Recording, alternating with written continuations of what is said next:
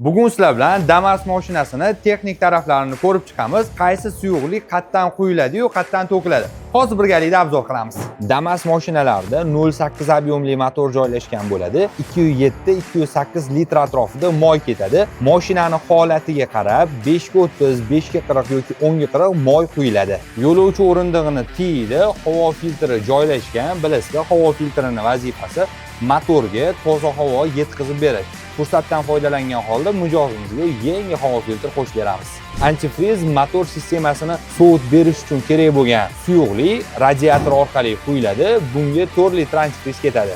Hamma mashinalarda bo'lgan kabi bularda ham balon kolodkalari mavjud va hamma razmerlarni Carlen moy quyish markazidan topsanglar bo'ladi. Mashinani pastki qismidamiz, ko'rib turganinglardek motordagi paddon, ya'ni moy xuddi shu joyda saqlanadi. Slivnoy boltdan to'kib va tepadan yangi moy qo'yamiz. Bu moy filtr vazifasi moyni tozalab berish, ya'ni axlatlarni o'ziga olib, motorga toza moy yetkazib berish. Bularda korobka moyi bo'ladi va orqa most moyi bo'ladi. Orqa mostga 1 litr, korobkaga 1,5 litr moy ketadi. Toplimli filtr. Buni ham har 30 ming, 35 ming kilometr atrofida almashtirib turish kerak bo'ladi. Bu benzinni tozalab beradigan filtr hisoblanadi. Carlen'da shu etilgan hamma xizmatlar mavjud.